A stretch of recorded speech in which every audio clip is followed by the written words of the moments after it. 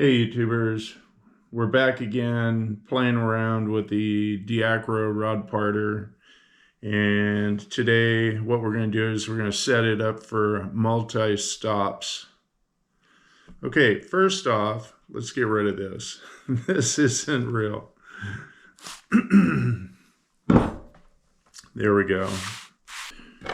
What we're going to do today is we're going to use multi-rings.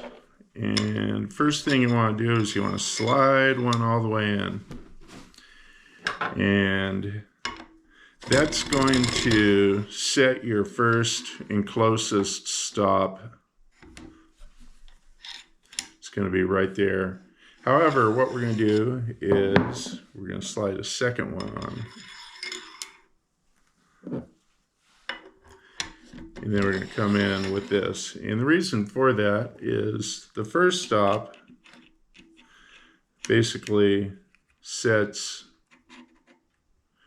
your first, but you're going to set it against the second one. And then you're going to come out and you're going to set your third stop.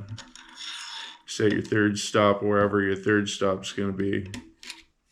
Let's call it here. And the two outer stops are going to be permanent stops. Say you run production and you've got two pieces of material, two different size pieces of material that you run. And what you do is first you set this one with this on the inside, or you can set it out here on the outside, but just as long as you can use this one to set up a variable stop in between. This allows you to have two permanent stops at all times. And you can come in and boom, you're set. You know, you're within a few thousandths of whatever you're doing. And you can run your parts, and then you come over here in a matter of seconds. Say you need to get some more parts that are this size.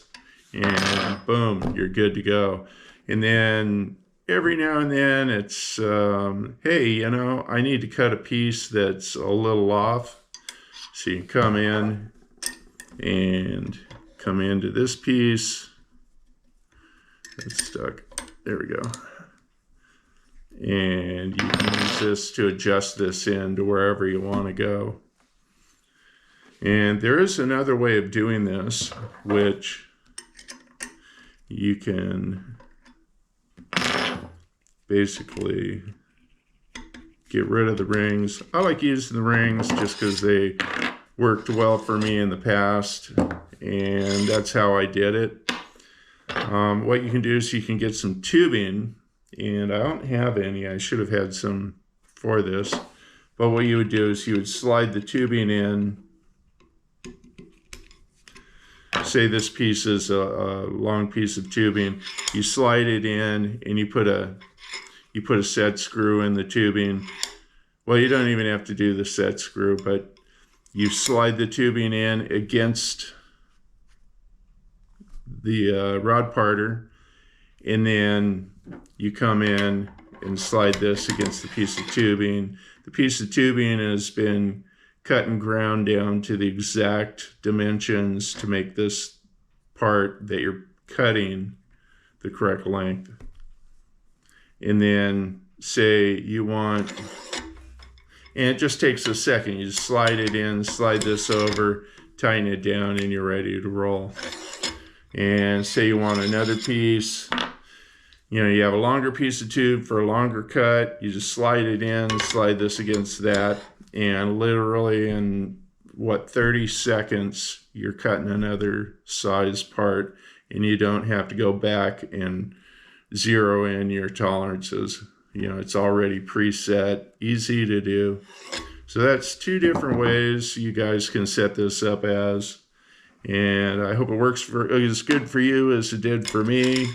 This was my favorite. I enjoyed using this system here. But if I had a lot more than 2 or 3 cuts. I had 2 cuts that I always made, and I always switched back and forth.